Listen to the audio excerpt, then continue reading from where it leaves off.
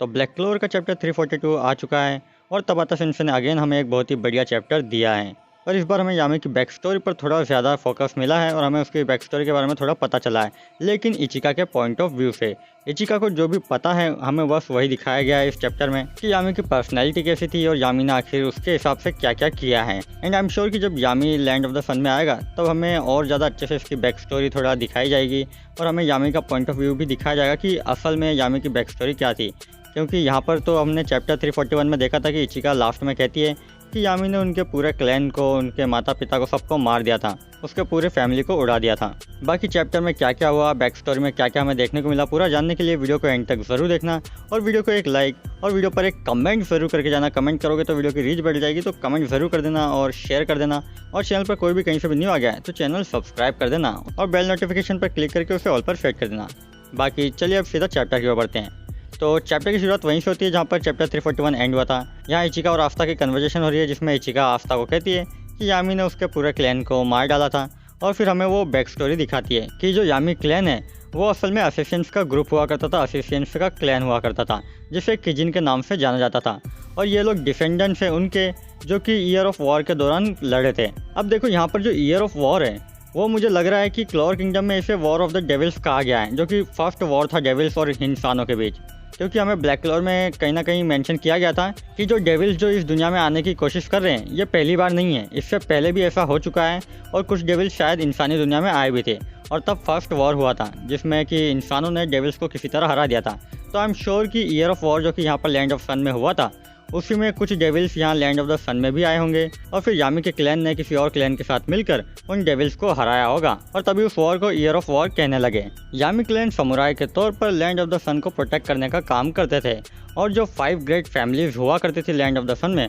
उनमें से रियोदो फैमिली को प्रोटेक्ट करने का काम यामी क्लैन का था। इसके बाद हमें एक लेजेंड, एक कहानी सुनाई जाती है जिसके मुताबिक एक बार एक 5 हेडेड ड्रैगन जो होता है पूरी जगह तबाही मचा रहा होता है, तभी एक सेलेस्टियन मैडन आकर उसे हरा देती है और उसे मारने के बाद वहाँ का जो पानी होता है लैंड ऑफ द सन का वो पूरा ब्लैक हो जाता है और वहाँ का जो टाइम और स्पेस है उसमें कुछ छेड़छाड़ होती है और वो जो पानी होता है वो हेल से कनेक्टेड हो जाता है और शायद यहीं से बाद में इन फ्यूचर डेविल्स वगैरह का आना जाना रहता होगा और इसी कनेक्शन की वजह से बाद में बहुत सारे डेविल्स आए हों और फिर ईयर ऑफ वॉर जो कि इसमें बताया गया वो हुआ हो। और वैसे भी लेजेंड के मुताबिक इसी के बाद से वो 5 फैमिलीज वगैरह बनी और फिर उसी के बाद से यामी क्लैन रियोदो फैमिली को प्रोटेक्ट करता था। इसके बाद ये लेजेंड वगैरह की जो स्टोरी है वो ख़त्म होती है और हम देखते हैं कि यामी अपने पिता के साथ फाइट कर रहा है, शॉर्ट फाइट कर रहा है, जिसमें यामी का जो पिता है वो कह रहा होता है कि मैं इस छोटे से देश में यहाँ पर इन लोगों को बचाने का काम नहीं कर सकता, यानी कि जो रियोदो फैमिली है उसे प्रोटेक्ट करने का काम नहीं कर सकता। हमारा जो क्लैन है वो धीरे धीरे ख़त्म हो रहा है, हमारा क्लैन और हमारा मैजिक दोनों ही ख़त्म हो रहा है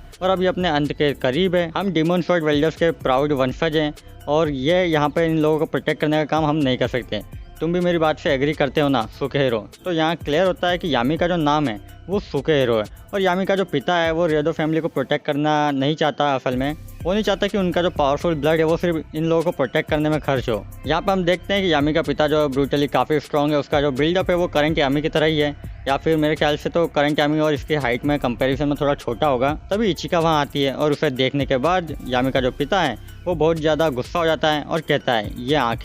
आंखें मुझे उसकी याद दिला देती है, कैसे वो तुम्हें जन्म देते ही मर गई। यहाँ पर यामी और इचिका की माँ की बात की जा रही है और इचिका पर उसके पिता हमला करना चाहते हैं। तभी अपना जो यामी होता है वो इचिका को बचा लेता है और कहता है कि तुम अपनी जो बुलशिट है, जो अपनी बकवास है वो अपने तक ही रखो। बाय द वे यामी और उसके पिता के बीच जो यहाँ पर थोड़ी सी फाइट हो रही थी उसके बीच हमें पता चलता है कि यामी का जो पिता है वो कहता है कि जो रियोदा फैमिली का जो अभी का लॉर्ड है उसका जो बेटा है यानी कि रिया, उसके पास बहुत ज़्यादा मैजिक पावर है। देखो यहाँ पर जैपनीज़ में अलग वर्ड है यहाँ पर, लेकिन मुझे वो प्रोनाउंस करते नहीं आ रहा, इसलिए मैं यहाँ पर मैजिक वर्ड का यूज़ कर रहा हूँ। तो ये मत समझ लेना कि भाई मैजिक ही है, यहाँ पर कुछ और कहा जाता है, योरियोको या जो भी था, तो मैं यहाँ मैजिक कह रहा हूँ। तो यहाँ पर हमें ये कंफर्मेशन मिलता है कि रियुआ के पास भैया पहले मैजिक हुआ करता था, लेकिन अब क्यों नहीं है उसका कंफर्मेशन अभी नहीं मिला। लेकिन अकॉर्डिंग टू यामी के पिताजी रियुआ के पास बहुत ज़्यादा मैजिक है, लेकिन उसके पिता के मुताबिक यामी के पास उससे भी ज़्यादा है और यामी सबसे स्ट्रॉन्गेस्ट क्लैन का टाइटल हासिल कर सकता है और वो सबसे स्ट्रॉन्गेस्ट किजिन बनेगा।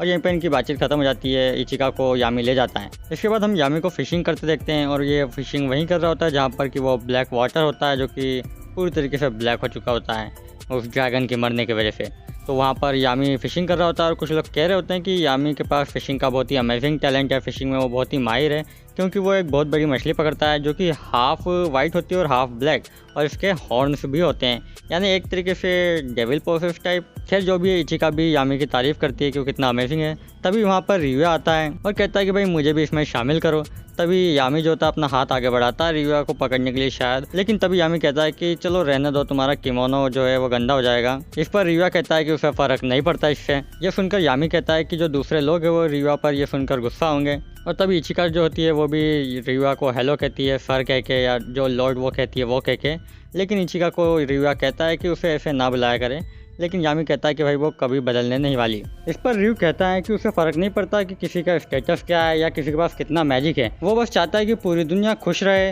और साथ में हंसते मुस्कुराते रहे। ये सुनकर यामी कहता है कि लगता है तुमने अभी पूरी दुनिया देखी ही नहीं है, लेकिन ऐसा नहीं है कि मुझे तुम्हारी इस ड्रीम से नफरत है। इसके बाद कुछ पल के लिए फ्लैशबैक एंड होता है और हम प्रेजेंट में आते हैं, जहाँ पर इचिका कहती है कि मुझे लगा था कि वो सच कह रहा है, लेकिन उसकी बातें सब झूठ थी। और इसके बाद हम वापस फ्लैशबैक में जाते हैं, जहाँ पर हम देखते हैं कि इचिका बताती है कि 13 साल की उम्र में उसने अपने पूरे क्लैन को, अपने पिता को, सबको मार डाला, और बोलती है कि जैसा मेरे पिताजी कहते थे वो आदमी बिल्कुल वैसा ही था, या फिर ये कहें कि वो मेरे पिताजी से भी बेकार था। उसने अपने पिताजी को, पूरे क्लैन को, सबको मार डाला, किसी को भी नहीं छोड़ा। और यहाँ हम देख सकते हैं कि जो इचिका है वो रियुआ के पास में, उसके गोद में, और रियुआ जो है वो भी खून से लथपथ है। और शायद इचिका ने सब कुछ जो भी देखा है वो यहीं से देखा है, यानी कि यामी के हाथ में वो खून भरी तलवार और यामी की वो आंखें, सब लोग वहाँ मरे हुए। इचिका ने असल में ये नहीं देखा कि यामी ने उन्हें कैसे मारा या यामी ने उसे मारा भी है या नहीं, उसने बस यामी को वहाँ खड़े देखा। एंड यहाँ पर देखो रियुआ भी खून से लथपथ है, तो आई एम श्योर कि यहाँ पर कुछ तो हुआ होगा और रियुआ ने भी फाइट की है।